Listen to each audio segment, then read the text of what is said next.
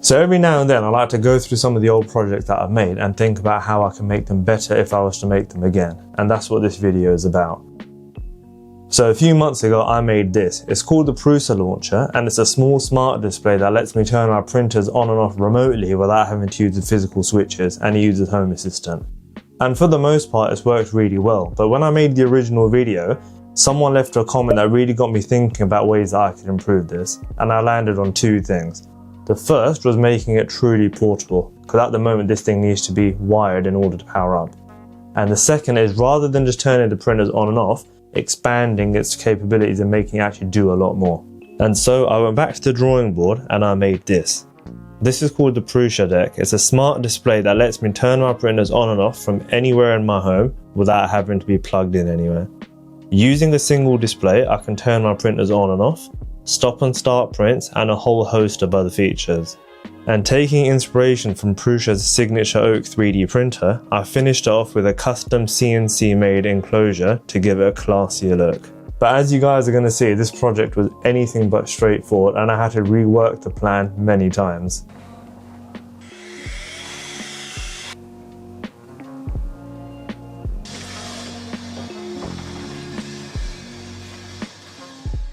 Now, as always guys, there's going to be links to all the resources that went into this project in the description below, so if you want to check those out or have a go at making something similar, feel free to do so. But for now, let's get straight into building. Right guys, so let's take a closer look at all the hardware that I'm going to be using in this project. So first up, we've got this display from Elecro, who kindly sent it over for me to use in a project. This is an ESP32 display, which means it comes with Wi-Fi built in, and it means it can talk to other ESP32 devices. More on that a little bit later on. It's got a 5-inch touchscreen display that's crisp and pretty responsive as well. The display also supports LVGL, which is a graphics library that I'll be using a little bit later on to make the UI. Under the hood, the display also has a JST connector that I can connect a LiPo battery to, and it actually charges the battery as well, so that means I can make this fully portable. Next up are these plugs from Shelly. These are smart plugs that will connect to my home Wi-Fi and then be assigned an IP address that we can use to talk between the ESP32 display and the plug. I bought these plugs myself. I've used them elsewhere in my house and they're just really easy to set up and reliable to use, so I've had a good experience with them. Okay, so that's all the hardware. Now let me show you guys what I'm thinking about how I'm going to put all this together. And fair warning, I can't draw to save my life. So we get these Shelly plugs connected to my home Wi-Fi and obtain their IP addresses. And then we do the exact same thing for the ESP32 display. And then in software, we can make the plugs and the display talk to each other and exchange information. We can use the display to control the printers, and then in return the printers can send back useful info that we can put on the display. So the first step in this journey is getting the plugs set up, and this process is really easy. You download the Shelly Cloud app and plug your smart plugs in. The app will actually detect the plugs once they turn on, and you just simply follow the steps on screen. It will connect them to your home Wi-Fi and you're good to go.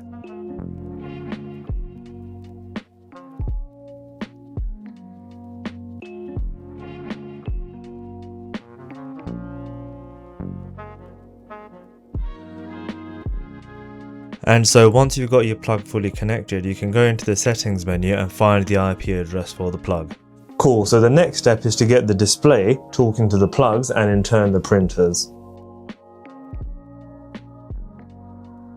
Elecro's put together a really helpful GitHub repository, and I'll leave a link to it in the description below.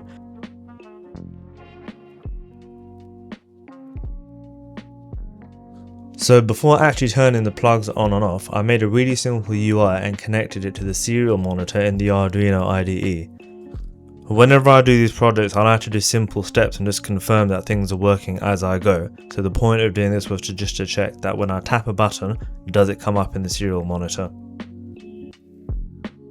And so after doing a little bit of research, I found out that these Shelly plugs actually use RPC commands, or remote procedure calls. So that's the language that the display and the plugs will be speaking to each other in. And so using my web browser, I was able to figure out which commands I need to send through the display to turn the plugs on and off. I programmed those commands into the display, and then I was able to use it to turn the plugs on and off remotely.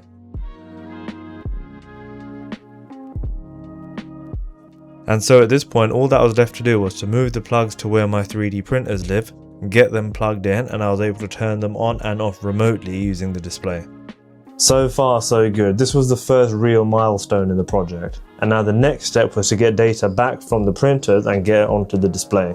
Now what makes this part possible is something called PrusaLink, which is a way for you to talk to your Prusa printers over Wi-Fi on your local network only, so no cloud involvement. The way it works is you connect your printer to your local Wi-Fi, it gets given an IP address, and then if you go to that IP address in your browser and log in, you get all the information related to your printer. So then we can go in and get that data and then display it wherever we want.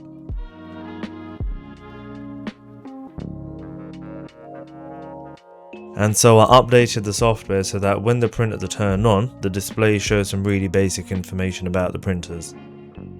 And now we had proper two-way communication between the display and the printers.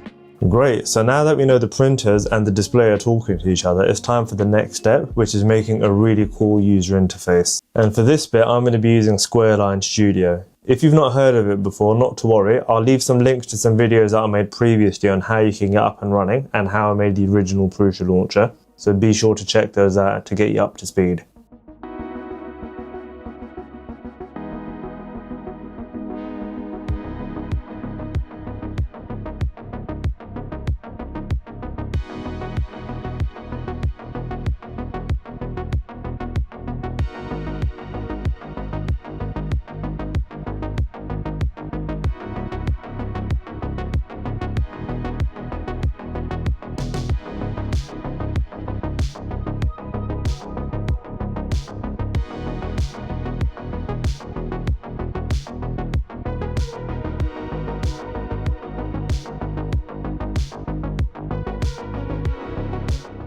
So guys, at this point I was really happy with the way the UI was working, and I'll give you the full tour in a bit. Now the final stage of this project is making a nice wooden enclosure to give the screen a rustic look. But before I start cutting material and wasting wood, I'm going to make a 3D printed version of what I have in mind, and that way I can confirm I've got all the right measurements and the fitting's all good.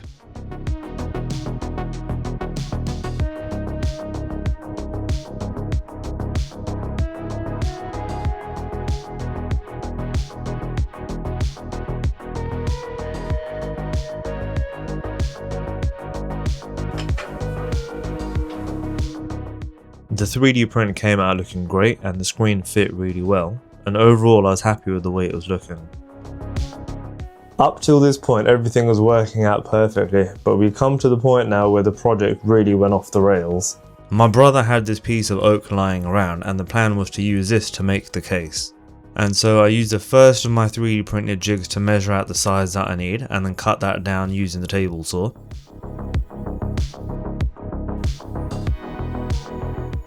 And in hindsight, the next thing that I did was a bad idea. I basically measured how thick I need both pieces to be and tried making a long ways cut using the table saw, and yeah, I came to regret this. It was such a bad cut that the wood actually started burning and I could see smoke coming out from the saw. And after taking way too long to realise that this was a bad idea, I decided to have a go using a handsaw. And not only was this process incredibly tiring, but I ended up going off course and messing up the entire piece. Now I'm not one to give up without a fight, so I thought I'd accept the case being a little bit thicker and make the cavities that I need another way. So the idea that I came up with was to use full snippets and make lots of cuts to get rid of the bulk of the material, and then the rest of the square I could use a chisel to make. And in the end I ended up with just a really messy looking piece.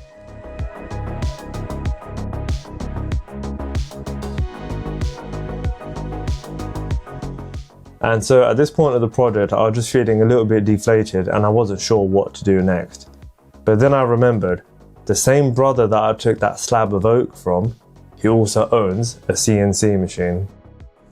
Now this is a machine that I've got very little experience using, so I thought, well, I might as well just learn now. The first step was finding out what's the right CNC bit for this job, and after doing some research I landed on this 1/4 inch flat end mill.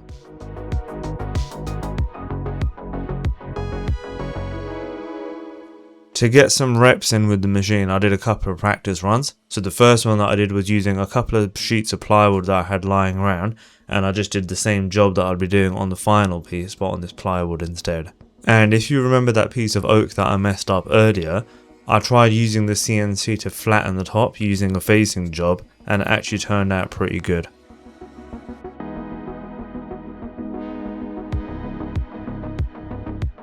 So for this project, I used a CNC machine that I had access to. But if you can't get to one, not to worry, because you can use the sponsor of this video, PCBWay.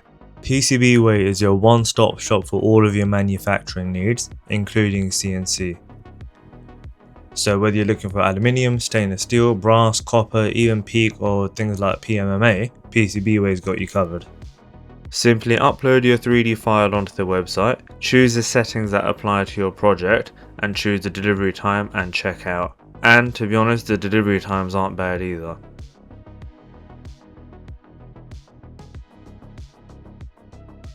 And the best part is that it doesn't stop there. They offer a whole range of manufacturing services, including PCB assembly and production, CNC machining, sheet metal fabrication, and others. So really, whatever project you're working on, chances are PCBWay is going to come in handy. So to help bring your project to life, check out PCBWay using the link in the description below, and thanks again to PCBWay for supporting this project. And with my newfound confidence in turning on and operating CNC machines, I decided to go for the final cut. Using some really strong double-sided sticky tape, I stuck the piece down onto a bit of MDF and made sure it was nice and secure. To home the machine, I manually jogged it over to the bottom left corner, and then I used the paper technique to get the Z height right.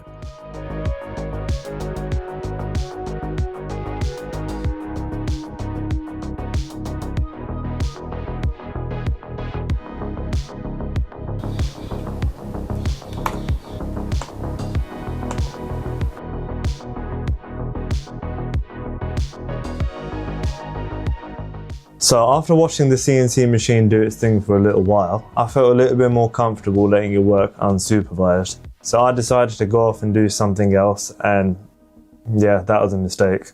After the CNC job was about to finish, I went to have a look to see what was going on, and it turns out that the bit had basically rattled the piece of wood off of the MDF, knocking it loose. And so I cut out another piece of oak, used a lot more double sticky tape to fix it onto the MDF, and got the job going again.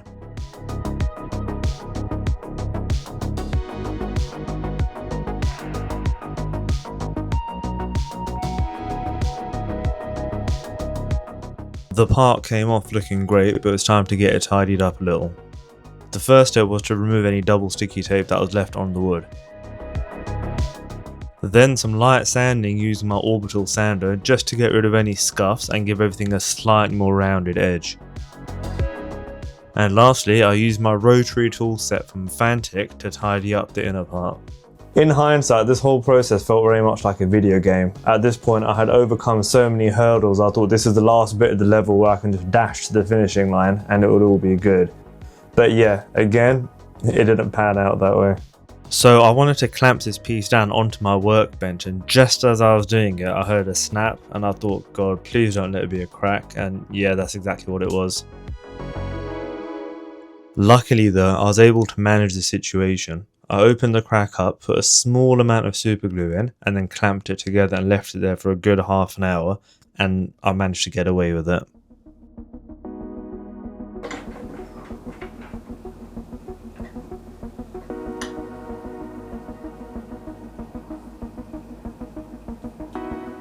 So once the super glue had dried, I needed to make the corners of the display case a little bit squarer so that the screen can actually come through, because the CNC left them a little bit round. So it's time to get out the chisels.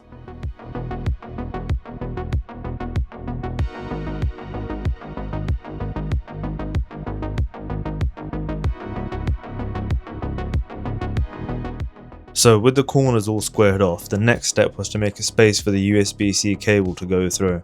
I used another one of my 3D printed jigs and a pencil to mark out where I needed to make the space. Then I drilled a few holes, starting with a small pilot hole and gradually getting a bit bigger, and finished it off using the Fantic rotary tool.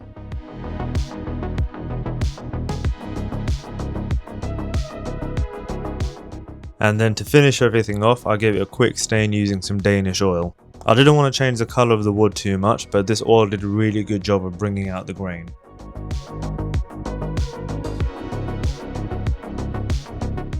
And I gotta say, I really enjoyed the process of CNCing for this project. It just makes your projects look so much nicer, and once you get the hang of it, using a CNC machine, at least for basic parts, isn't too difficult. So you guys can definitely look forward to seeing me using it more in future projects. And now with everything ready, it's time to get this thing assembled. And I started off with the most important step of all, that satisfying feeling of peeling off the plastic off the screen.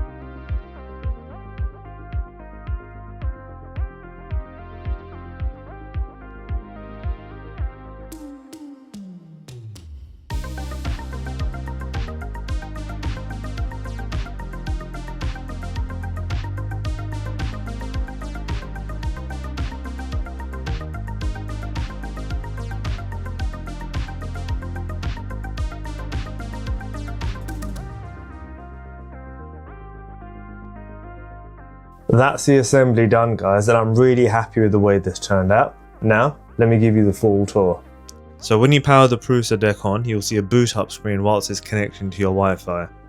Then you'll see the main screen, which is where all the main controls are. So you can turn your printers on.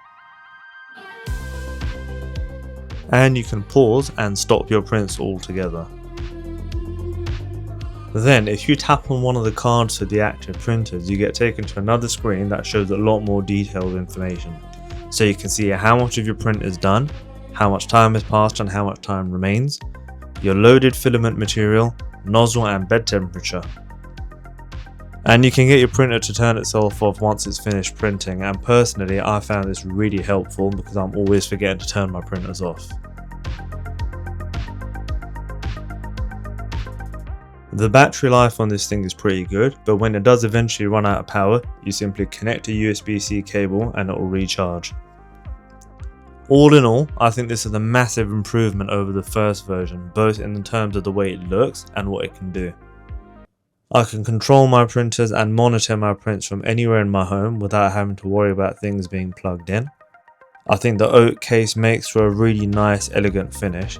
And all in all, this makes a really nice addition to my mini print farm. And I think most of all, my favourite thing about this is that it's pretty expandable. So now that we've got the infrastructure in place, we can modify it to add whatever features we want, or whatever features might be released in the future. All you need to do is tweak the software, tweak the UI, and this thing can really grow over time. And I think that's what excites me the most. So let me know your thoughts in the comments about what features we could add, what could have been better. YouTube's going to give you a couple of suggestions about some videos that you might enjoy, so be sure to check those out, and I'll catch you guys in the next build.